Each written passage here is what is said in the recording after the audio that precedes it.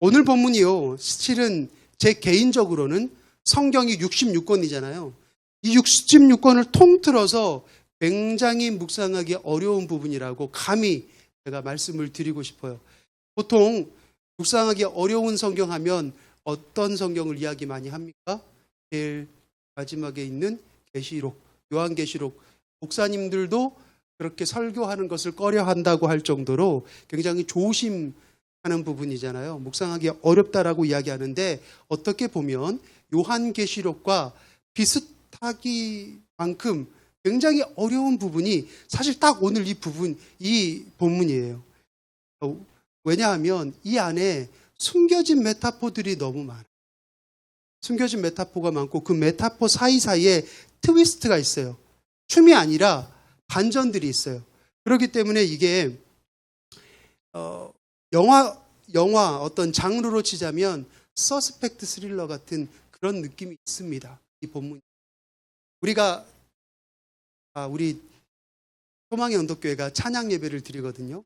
이번에 찬양 예배를 드렸는데 제가 그 메시지 중에 하늘의 창에 대해서 이야기를 했는데 창이 여러 가지 종류가 있다고 했죠. 근데 어떤 창은 비싼 창일수록 보면은 손잡이가 없는 거예요. 그래서 아주 좋은 창이라고 해서 사가지고 왔는데 막상 달아서 열려고 보니까 열지를 못하겠는 거예요. 뭐예요?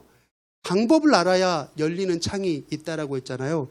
마찬가지로 성경의 어떤 본문들은 읽어내려가면 그렇게 어렵지 않게 무슨 내용인지 묵상이 가능한데 어떤 성경은요, 내가 아무리 묵상해도 그 신학적인 것을 반드시 알거나 역사적인 배경을 알거나 그 지은이의 어떤 개인적인 습성을 알아야만 해석이 되는 것들이 있어요. 오늘 본문이 딱 그런 본문입니다. 그래서 여러분들이 오늘 좀 잘 귀 기울여서 보셨으면 좋겠어요. 오늘 본문을 여러분이 이해하기 위해서는 먼저 두 가지 질문 앞에 여러분들이 대면하셔야 돼요. 첫 번째는 뭐냐면, 노아와 함의 관계를 잘 생각해 봅시다. 다른 형제들이 있죠. 셈과 야벳이 있는데 노아와 셈과 야벳은 문제가 없어요. 근데 누구와 지금 문제가 있는 거예요? 함과 노아가 문제가 있잖아요. 아버지가 포도주를 먹고 주사였는지는 모르겠지만 모든 것을 다 벌거벗고 이렇게 잠이 들었어요. 그것을 본 함이 어떻게 거기에 대해서 어떤 그 처리를 하지 않고 그냥 나와버려요. 나오고 나서 그냥 있는 게 아니라 형제들에게 가서 그 사실을 알렸다고 했어요. 쉽게 말하면 고자질했다? 이 정도겠죠. 그런데 그러면 이것을 나중에 알게 된 깨어난 아버지 노아가 일반적으로 만약에 여러분이 노아라면 어떻게 하겠어요? 기분 나쁘죠, 당연히. 성질을 낼 수도 있고, 이거는 그냥은 못 넘어가겠다. 가족들을 불러서 뭔가 이렇게 혼을 낼 수도 있겠죠. 그런데 이거는 노아는요, 함에게 꾸지람을 하지 않았어요. 그냥 화를 낸 게 아닙니다. 25절에 어떻게 했다고 그래요? 저주를 했어요. 저주. 그렇죠?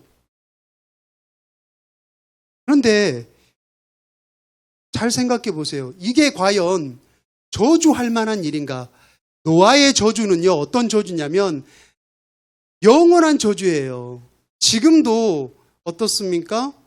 함의 아들이 가나안이잖아요. 그런데 세상에서 뉴스를 보면 지금 물론 우리나라가 너무 어지러워서 우리나라에 대한 뉴스가 지금 여러분들이 많이 보는데 전 세계적으로 가장 큰 이슈는 우크라이나와 러시아의 전쟁일 거잖아요. 그런데 러시아와 우크라이나 전쟁에 가려서 지금 잘 안 보이고 있지만 거기에 못지않게 어쩌면 거기보다 더 치열하게 전쟁을 하고 있는 곳이 어디예요? 이스라엘과 팔레스타인 전쟁이죠. 팔레스타인이 어디입니까? 성경으로 말하자면 거기가 가나안이에요. 가나안의 현대적인 지명이 팔레스타인이잖아요. 지금도 오늘 성경, 오늘 본문이 말하는 것처럼 팔레스타인, 즉 가나안은 어때요? 셈의 종으로 살고 있는 거예요. 이스라엘의 종으로 살고 있어요. 노아의 저주가 그대로 임해서 지금까지도 있다고요. 그럼 생각해 보세요. 그래도 함이 아들이잖아요. 내 피가 섞인 거잖아요.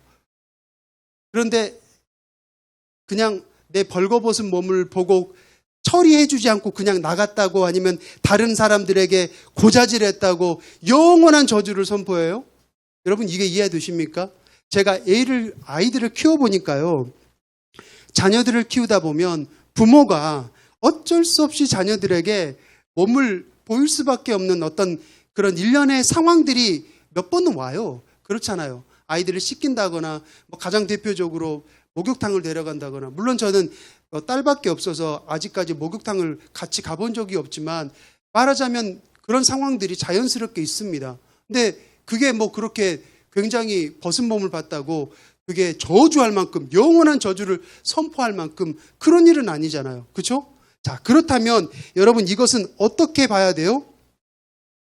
이것은 함과 노아 사이에 단지 어떤 아빠의 알몸을 본 것에 대해서 노아가 너무나 영원히 너를 용서할 수 없어, 이러한 경로를 했다는 게 아니에요. 노아와 함 사이에 알몸을 본 것, 혹은 함이 내 어떤 부끄러운 모습을 보고 고자질한 것, 그 이상의 어떠한 절대로 타협할 수 없고 용서할 수 없는 어떤 그들만의 이슈가 숨겨져 있다는 거예요. 무슨 말인지 이해되세요? 그래서 오늘 여기 보면 24절에 보면 노아가 술에 깨어서 자기에게 행한 일을 보고 그렇게 나왔어요. 자기에게 행한 일, 이거는요 그냥 어떤 함이 어떤 생각을 한 거, 이런 거를 말하는 게 아니라 do를 말하는 거예요. 영어로 말하자면 어떻게 직접적으로 나에게 행한 어떤 일이 있었다는 거예요. 자, 두 번째 질문은 뭐냐? 오늘 본문을 잘 보시면 지난 시간보다 더 두드러진 복선이 있어요. 그냥 봐도 눈에 딱 띄는 복선이 있습니다. 혹시 여러분 발견하셨어요? 그냥 보이는 복선이 있어요. 찾으신 분들 혹시 말씀 좀 해주시면 좋겠어요. 찾으셨습니까? 굉장히 쉽게 보이는 복선인데. 자, 3형제가 있었죠. 셈과 함과 야벳이에요. 자, 근데 셈과 함과 야벳 중에 두 형제 셈과 야벳을 말할 때는 뭐라고 말해요? 그냥 그대로 정직하게 셈은 셈이라고 이야기하고 야벳은 야벳이라고 얘기하는데, 자, 함을 이야기할 때는 다르게 소개하고 있어요. 18절 후반부에 뭐라고 이야기합니까? 셈과 함과 야벳이며, 함은 뭐예요? 가나안의 아버지라 라고 이야기를 해요. 가나안이라고 하는 아들을 함께 묶어서 이야기를 하고 있어요.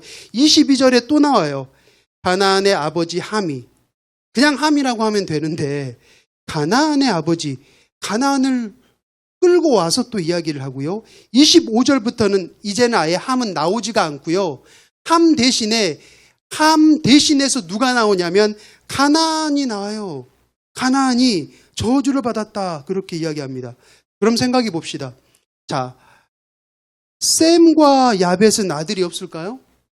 그렇지 않아요. 자식들이 있습니다. 근데 함을 이야기할 때 유독 그의 아들 가나안을 등장시켰다. 여기에는 여러분 뭔가 좀 냄새가 나지 않아요?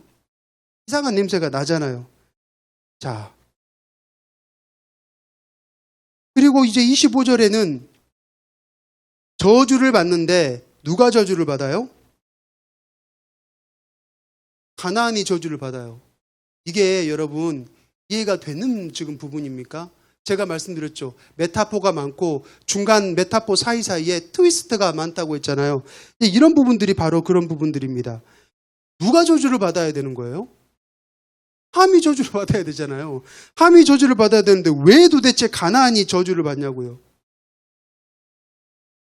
공평하신 하나님은 이런 적이 없으셨어요. 성경을 잘 보시면 정확하셔요. 그래서 하나님은 당신 스스로를 소개할 때 뭐라고 이야기합니까? 자랑스럽게 나는 공평한 하나님이다 라고 말씀하시잖아요.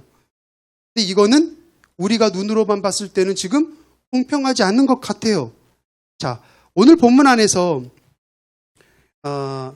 모세의 독특한 문학적인 표현 두 가지가 숨어 있어요. 이것을 여러분들이 이해하셔야만 온전한 해석이 가능합니다. 함은 가나안의 아버지라고 이야기를 했잖아요. 이 말이 누가 봐도 뭔가 조금 이상하게 보이고 의미 있게 일부러 이렇게 쓴 것처럼 보여지게 했어요. 누가? 이 성경을 쓴 모세가. 읽는 독자들이 이 성경을 읽을 때 이상하다. 야, 함하고 가나안이 노아 사이에 뭔가 분명히 일이 있었던 게 분명해. 이거를 직감할 수 있도록 그렇게 문학적인 표현을 일부러 배치했다는 거예요. 이거 무슨 말이냐면 함의 아들 가나안이 할아버지 노아의 벌거벗은 모습을 발견한 최초의 사람이었다라고 하는 것을 의미하는 거예요. 이거는 아빠 함이 먼저 발견한 게 아니고요. 가나안이 먼저 발견했다는 거예요. 가나안이 할아버지가 자신의 장막에서 그냥 막 취해가지고 녹초가 돼가지고 주사가 있었는지 벌거벗은 채로 누워있는 것을 보고 그걸 누구에게 고자질해요? 아빠 함에게 고자질했다라고 하는 것이 바로 함은 가나안의 아버지라라고 계속해서 이야기를 해주고 결국에 어떻게 해요? 노아가 자초지정을 알아보니까 술에 깼다라고 하는 말은 뭐예요? 술에 깨서 자기에게 행한 일을 알아보고 이것은 조사를 했다는 말이죠. 조사를 했더니 누구에게 저주를 내려요? 가나안에게 저주를 내렸다. 이 말은 최초의 이 일을 시작한 사람이 누구라는 거예요? 가나안이라고 하는 것을 이야기를 하고 있는 거예요. 자, 이제 여러분 그러면 함의 행동을 한번 봅시다. 함. 자, 가나안의 고자질을 들은 함이 어떻게 했어요? 22절에 보니까 뭐라고 이야기하죠? 그의 아버지의 하체를 보고. 자, 우선 여기서 우리가 주목해야 할 것은 21절을 봅시다. 포도주를 마시고 취하여 그 장막 안에서 벌거벗은지라. 노아의 상태를 어떻게 이야기해요? 21절에서는 벌거벗은지라. 그렇게 얘기해야 돼요. 그렇게 얘기를 했어요. 그러면 22절에 이제 등장한 함이 가나안 자기 아들의 그 고자질을 듣고 아버지의 상태를 확인하러 갔어요. 그러면 뭐라고 기록이 돼야 정상이에요? 21절에 벌거벗은지라 했으니까 그의 아버지의 벌거벗은 모습을 보고 이렇게 해야 되는데 그렇게 안 되고 어떤 특정한 좀 민망하지만 특정한 곳을 두드러지게 이야기를 하잖아요. 그죠? 특정한 곳으로 22절에 바뀌어버렸어요. 여기에서 쓰여진 동사가 재미있습니다. 자, 함이 그의 아버지의 하체를 보고라고 했는데 이 보고는 히브리어 동사 라아라고 하는 동사를 썼어요. 동사가 몇 가지가 있어요. 그런데 라아는 그냥 단순히 봤다. 우리가 이렇게 돌아가면서 보는 거 있죠. 내 눈에 보였으니까 보는 거. 이거 말고 이 보다는 어떤 걸 의미하냐면 오늘 대한민국이 축구를 해요. 일본하고 축구를 해요. 그러면 한일전은 죽어도 봐야 되잖아요. 통닭 시켜놓고 봐야 되잖아요. 그렇죠. 이거는 내 의지가 있는 거예요. 그리고 그거 볼 때 뚫어져라고 보죠. 선수들이 뛰는 장면 하나하나 그 다음에 해설가가 어떻게 했는지 그것을 오감으로 느끼면서 마치 내가 현장에서 뛰고 있는 것처럼 막 느끼면서 막 옷 갈아입고 대한민국 옷 갈아입고 그렇게 입잖아요. 그 보다를 이야기하는 겁니다. 그래서 여기에서 보다는 어떤 의미가 있냐면 관찰하다, 즐기다, 적극적으로 주시하다라고 하는 의미가 있어요. 그러니까 이 동사를 해석할 때 어떻게 해석해야 되냐면 앞뒤 문맥을 보고 그 현재에 지금 처해 있는 상황을 보고 의역해서 해석을 해야 됩니다. 그래서 일부 학자들이 이 부분을 가리켜서 어떻게 해석을 하냐. 함이 가나안의 이야기를 듣고 가서 아빠를 봤어요. 아빠를 봤는데 어디가 보여요? 자기 눈에 그냥 벌거벗은 상태, 민망한 상태. 아, 우리 아빠 너무 짠하다. 이걸 어떻게 내가 좀 도와줘야겠다. 이런 게 아니라 적극적으로 좀 특정한 곳을 관찰하듯이 봤다라고 하는 거잖아요. 이거를 어떻게 해석을 하냐면 좀 민망합니다. 민망한데 정확한 해석을 하자면 이거예요. 그 하체를 보고 변태적인 자기 위로를 했다라고 이렇게 해석을 해요. 그런데 이거는요, 사실 많은 학자들의 해석이고 또 일부 어떤 사람들은 그게 아니라 아버지를 직접적으로 범했다, 이렇게 해석을 합니다. 그래서 24절에 자기에게 행한 일, do it, do that, 그게 바로 그냥 보고 그냥 자기 위로를 했다면 그 말이 24절의 말이 맞지 않거든요. 자기에게 어떠한 물리적인 일을 행했다라고 하는 게 그 일이거든요. 자기에게 행한 일. 그래서 아버지를 범한 근친의 그런 일들을 했다라고 그렇게 이야기를 하고 있어요. 그런데 이제 이야기를 들으면 충격적이잖아요. 아니 어떻게 설마 에이 너무 그렇게까지 했을까? 너무 오버 아닌가 할 수도 있지만 가능성이 없는 얘기가 아니에요. 여러분, 이 사건 이후에 노아와 함의 관계를 보시면요, 어떻게 됐느냐? 노아가 죽을 때까지 함과는 절교를 해요. 아들로서 인정을 하지 않고요. 당장에 오늘 어디예요? 25절 이후부터는 함은 아예 없는 사람이에요. 노아에게 용서를 하지 않았어요. 그리고 이 일의 근원인 누구예요? 자초지종을 알아보니까 누구로부터 시작됐다? 가나안이라고 하는 함의 아들로부터 시작됐다라는 것을 알고 그 가나안에게 영원한 저주를 선포해요. 그 영원한 저주 때문에 제가 오늘 서두에 이야기했었던 그 전쟁과 아픔의 역사가 지금도 가나안에 이어지고 있다라고 하는 거죠. 자, 이거는요, 많은 학자들이 과연 그냥 노아가 함의 이런 실수, 가나안의 이러한 실수를 그날 보고 그날 결정을 해서 저주를 했다, 이렇게 보지 않아요. 이거는 삶의 열매가 셈과 함과 야벳 세 아들이 있는데 얘네들이 한때는 하나님의 말씀이 자신들의 귀에 들릴 정도로 어때요? 경건한 사람들이었어요. 그런데 아빠가 땅의 사람으로 전락하니까 이 자녀들도 그런 영향을 받는 거예요. 근데 그 중에 셈과 야벳은 그래도 신앙을 지킨 사람이에요. 근데 함은 완전히 땅의 사람이 되어버려서 그 삶의 열매가 온전하지 않았고 그 삶의 열매가 함이 온전하지 않을 뿐만 아니라 누구에게까지 영향을 미쳐요? 그 다음 세대인 가나안까지 영향을 미쳤다는 거예요. 그래서 함만 지금 그러한 변태적인 행위를 한 게 아니라 가나안마저도 그런 변태적인 행위를 분명히 했을 것이다라고도 그렇게 보아집니다. 자, 함이 아버지 노아를 보고 와서 이제 한 행동만 봐도 그가 얼마나 평소에 그의 어떤 그 삶의 열매가 엉망이었는가를 알 수가 있어요. 22절에 함이 아버지를 보고 그대로 나왔다고 했죠. 자, 그리고 나서 어떻게 했습니까?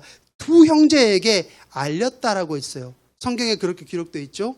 그런데 여기서 셈과 야벳에게 알렸다는 말은 어떤 말이냐면 단순히 지금 아빠가 주사 때문에 벌거벗었어 라고 하는 어떤 인포메이션, 어떤 정보를 알려줬다, 그런 의미가 아닙니다. 그런 의미가 아니라 아버지의 그런 모습을 보고 자신이 그것을 보고 어떤 짓을 했는지 그것을 말했고요. 그리고 형제들에게도 그 일에 대해서 함께 동조할 것을 적극적으로 강조했다는 말이에요. 근데 여러분, 이거 어디에서 많이 본 것 같지 않으세요? 이 장면. 뭔가 이렇게 좀 중복되지 않아요? 하와가 선악과를 먹고 누구에게? 자기만 먹는 게 아니라 남편에게도 먹으라고 한 것과 정확하게 같은 이치예요. same입니다. same thing이에요. 이거는 죄의 속성을 보여주는 겁니다. 죄는 어떤 것이다? 반드시 혼자 짓게 되면 불안해요. 죄는. 그래서 다른 사람을 끌어들이려고 해요. 여러분, 우리 안에 죄의 증거가 무엇으로 나타나는지 알아요? 불안함으로 나타납니다. 그러니까 자기가 죄를 지었어요. 뭐 그 형태가 자기 위로를 했든지 아니면 아버지를 범했든지, 또 어떤 사람은, 제가 이것까지는 설명을 안 드렸는데, 어떤 학자들은 아버지를 범한 게 아니라 엄마를 범했다라고도 이야기해요. 그 이유는 뭐냐면 레위기 18절에 보면 계명들이 나와요. 레위기는 계명들이 있잖아요. 그런데 어머니를 범하지 마, 어머니의 하체를 보지 말아라. 어머니의 하체를 본 사람은 아버지의 하체를 본 것이다. 그렇게 얘기합니다. 그러니까 여자는 그때 당시 문학적으로 남자에게 속한 사람이었어요. 그래서 아버지의 하체를 봤다, 이 말은 곧 엄마를 범했다라고 하는 것으로 해석을 하기도 해요. 어쨌든 그 자기 위로든 아버지를 범했든 엄마를 범했든 자기가 범한 그런 죄 때문에 불안한 거예요. 불안해서 어때요? 형제들에게 이것을 같이 동조할 것을 강조하는 겁니다. 죄를 지면, 그래서 우리가 성도들이, 목사님 이게 좀 헷갈려요. 제가 어떤 지금 좀 이상한 그 결정을 이렇게 귀로에 서 있는데 어떤 게 맞는 결정인지 모르겠어요. 그거는요, 이겁니다. A라는 선택지가 있고 B라는 선택지가 있어요. 근데 A를 선택하면 마음이 평안해. 이익은 없어요. A를 선택하면 나에게 1도 이익이 될 건 없어. 그런데 마음이 편해.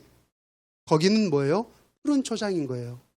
여러분, 하나님의 응답, 주님의 응답은 항상 어디냐면, 주님은 뭐예요? 선한 목자가 되신다고 했잖아요. 목자는 이리가 있는 곳으로 데려가지 않습니다. 도적이 있는 곳으로 데려가지 않아요. 이리가 있고 도적이 있는 것은 어때요? 양들이 불안해요. 벌벌벌 떨어요. 그런데 목자가 데려가는 것은, 풀들은 풀숲은 없어요. 먹을 게 많지는 않아. 이렇게 굉장히 낮은 풀만 있어요. 그런데 그곳은 안전해요. 풀이 작은 풀만 있으니까 그들을 잡으려고 하는 그 포식자들이 숨을 곳이 없어요. 그래서 안전한 거예요. 나에게 이익은 없지만, 세상적인 이익은 없지만 내가 안전해서 푸른 초장에 누일 수 있는 곳, 그 선택지가 하나님의 응답이에요. 그런데 B라는 선택지가 있어요. B라는 선택지는 나에게 이익이 돼. 이거 하면 대박이야. 이거 하면 내가 한몫 챙길 수 있어. 그런데 B를 선택했을 때 마음이 불안해. 이거는 내 안에 내주하시는 성령님께서 삐뽀 삐뽀 삐뽀 이걸 사이렌을 켜주시는 거예요. 지금 뭐예요? 지금 함도 한때 하나님의 음성을 들을 만큼 성령의 사람이었어요. 하나님의 사람이니까 삐뽀 삐뽀 불안함이 있는 거예요. 그런데 뭘 선택합니까? 하와처럼 형제들에게도 야, 너희들도 같이 해야 돼 라고 하는 거예요. 자, 마지막으로 오늘 중요한 사실 한 가지를 나누면서 마무리를 좀 해볼게요. 우리가 보고 있는 이 창세기 여러분 누가 쓴 성경이에요? 누가 기록했어요? 모세가 기록했습니다. 모세가. 성령님께서 모세를 통해서 기록한 성경이 총 몇 권이에요? 5권입니다.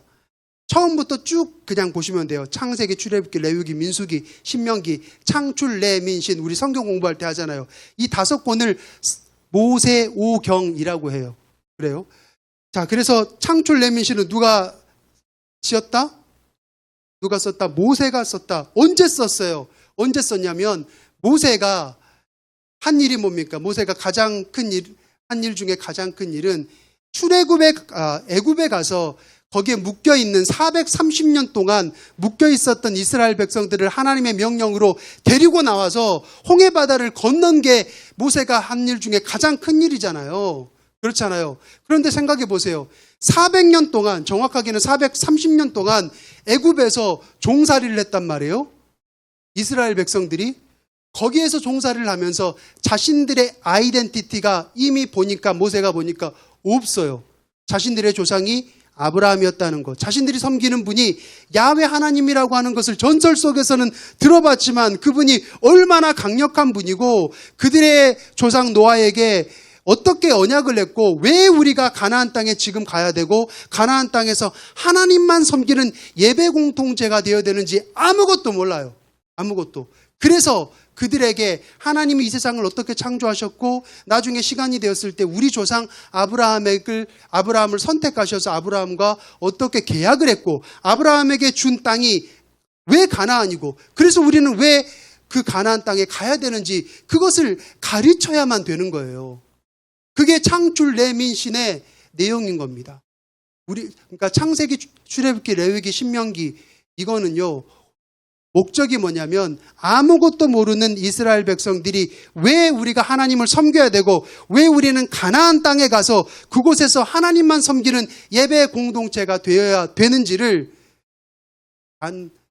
알게 하기 위해서 교육하기 위해서 쓴 거예요. 그 40년 동안 여러분 40년 동안 광야 생활을 할 때 어디서 살아요? 캠핑했어요. 천막 치고 살았잖아요. 캠핑해 보신 분들은 알겠지만 캠핑하면 진짜 힘듭니다. 진짜 힘든데 40년 동안 5권의 책을 출간했어요. 얘네들을 위해서, 이스라엘을 위해서. 자, 그런데 그 모세가 그런 극한 직업을 하고 있는데 자, 그 중에서도 모세가 가장 힘들었던 그 부분이 있었어요. 그 부분 모세의 고충이라고 이야기해야 될까요? 그게 뭔지 아세요? 그게 바로 가나안 종교의 영향력이었어요. 가나안 종교. 여러분, 우리가 쉽게 말해서 신천지 때문에 우리 교회들이 힘들잖아요. 딱 그거 생각하면 비슷해요. 민수기 25장에서 정확하게 그걸 이야기하고 있거든요. 민수기 25장이 뭐라고 이야기하냐면 음행하는 자를 모압 여자들을 만났더라. 라고 그렇게 만나기 시작했더라라고 이야기를 합니다. 이스라엘 백성들이. 자, 그런데 민수기 25장이 어떠한 그 상황이었냐면 공교롭게도 우리가 지금 우리 이 땅이 언제부터 교회가 반으로 나눠졌어요? 우리가 정확히 한 몇 년 전, 2년 전, 아니 우리가 코비드가 지금 몇 년 됐을까요? 그냥 2년이라고 합시다. 2년 전에 전 세계적인 팬데믹 현상이 있었잖아요. 그런데 민수기 5장에는 그 팬데믹 현상으로 이스라엘 백성들이 고생하고 있을 때였어요. 우리는 코비드였는데 거기는 뭐였냐면 연병이라고 하는 거예요. 연병 안에 할 때 그 연병이 맞아요. 이거는 학명으로 하면 장티푸스라고 하더라고요. 그리고 장티푸스에 모든 이스라엘 사람들이 다 걸려가지고 그때 죽은 사람만 24,000명이었대요. 캠핑하는 것도 힘들어 죽겠는데 24,000명이 장티푸스 걸려서 죽게 됐어요. 그런데 그때 어떤 사람이 젊은 이스라엘 남자가 미디안 모압 여인을 데리고 자신의 장막으로 들어갔어요. 이 장면을 누가 보냐면 엘르아살이라고 하는 그때 당시 대제사장이 있어요. 근데 그 대제사장의 아들, 견습생인 이 아들이 그거를 보고 비느하스라고 하는 이 사람인데 그거를 보고 참지 못하고 창을 들고 그 장막에 들어가서 이방인 여자와 그 여자를 데리고 온 이스라엘 남자의 배를 뚫어서 죽여버렸다고 했어요. 살인이잖아요. 그러면 우리는 이거 뉴스에 나와야 되겠죠. 지금 같으면. 그런데 그때는 뭐라고 했냐면 하나님이 그 살인을 당신의 질투로 저지른 의로운 일이었다라고 평가를 해요. 그리고 하나님께서 심지어 그 팬데믹을 그 비느하스의 그 일 때문에 멈춰버려요. 여러분, 왜 그랬을까요? 왜 비느하스가 이런 일을 저질렀죠? 이스라엘 사람이 데리고 온 그 여인 때문이에요. 그 여인은 그냥 여자 사람이 아닙니다. 여자 사람이 아니라 성창이라고 불리는 사람이에요. 성창이 어떤 사람이에요? 율락과 점을 함께하는 직업 여성입니다. 그 당시 아까 제가 말씀드렸잖아요. 모세가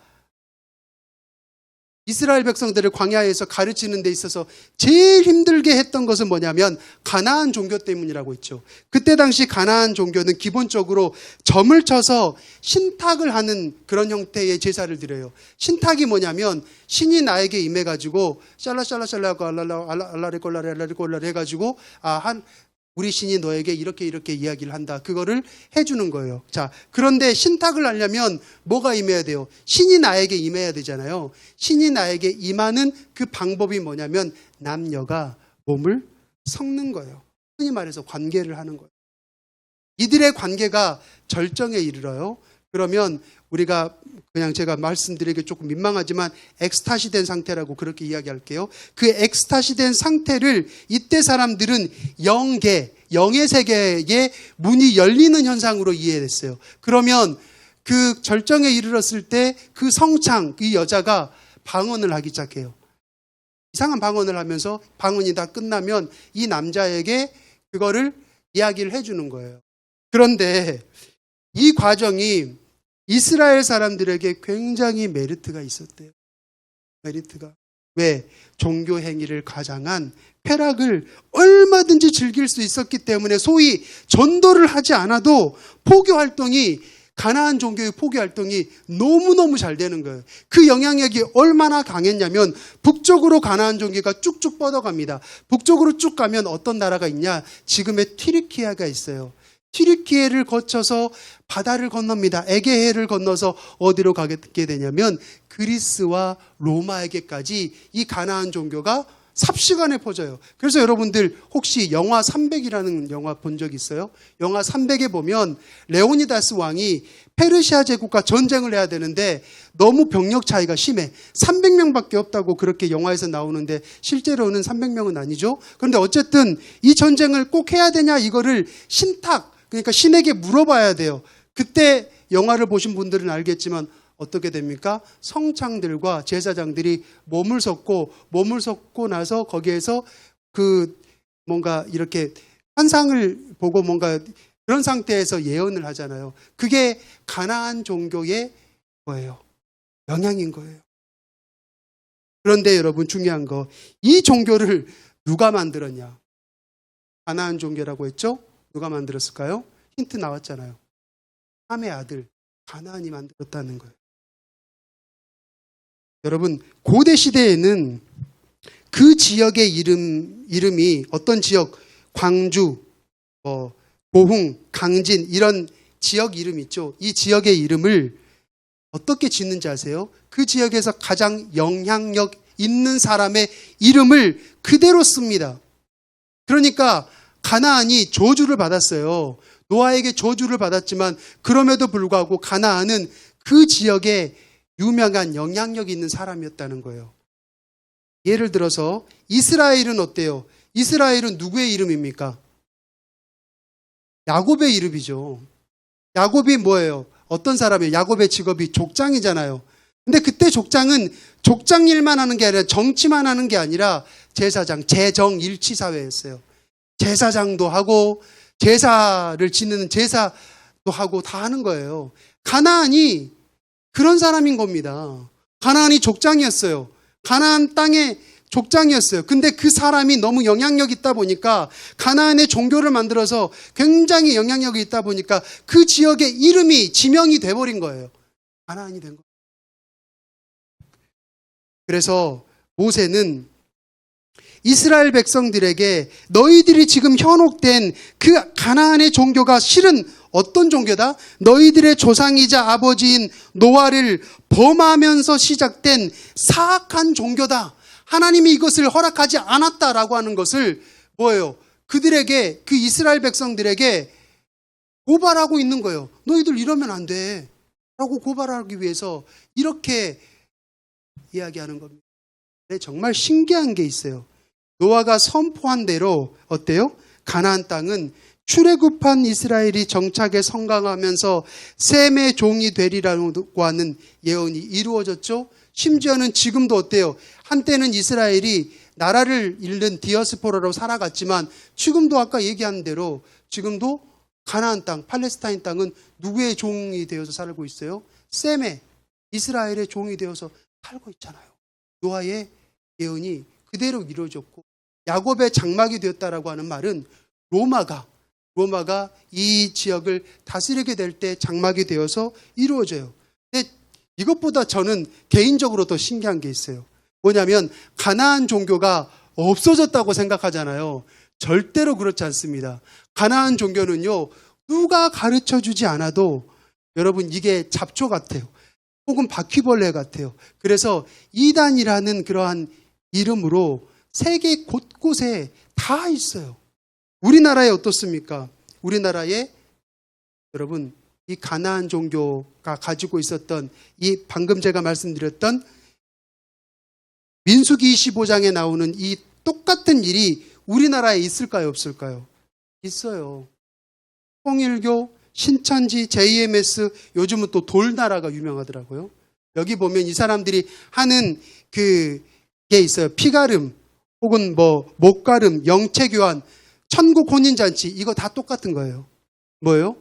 목가름 같은, 피가름 같은 경우는 황국지라고 하는 사람이 그때 우리나라 일제시대 때 있었던 사람인데, 일제시대 때 우리나라 복음이 평양에 엄청 부흥했잖아요. 근데 그때 이미 가나안 종교도 들어왔어요. 누구에게 배우지 않았는데 누가 전했냐? 사단이 전한 거예요.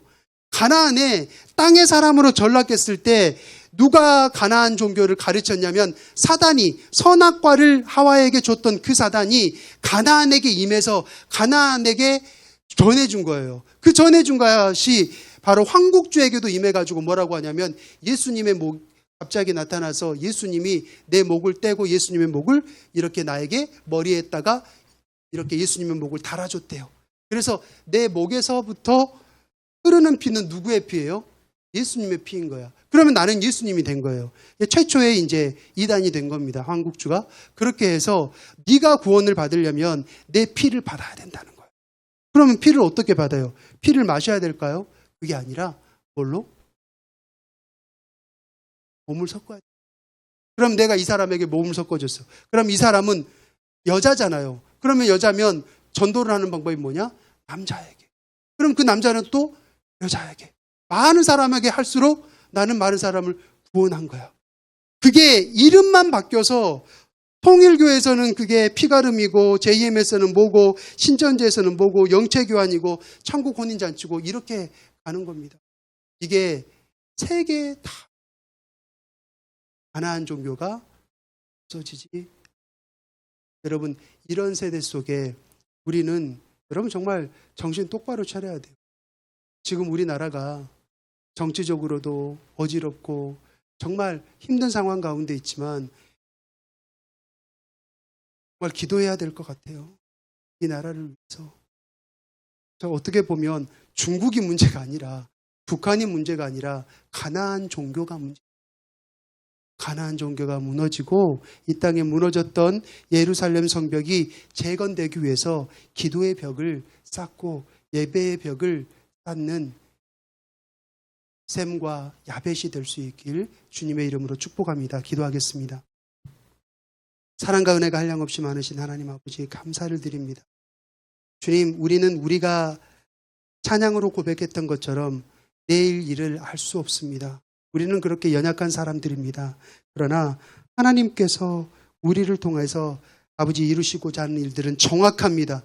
주님, 우리를 통해서 이루시고자 하는 그 일들을 이루기까지 오직 믿음 하나로 나아갈 수 있기를 원하오니 주님께서 역사하여 주시고 함께하여 주시옵소서. 예수님 이름으로 기도드립니다. 아멘.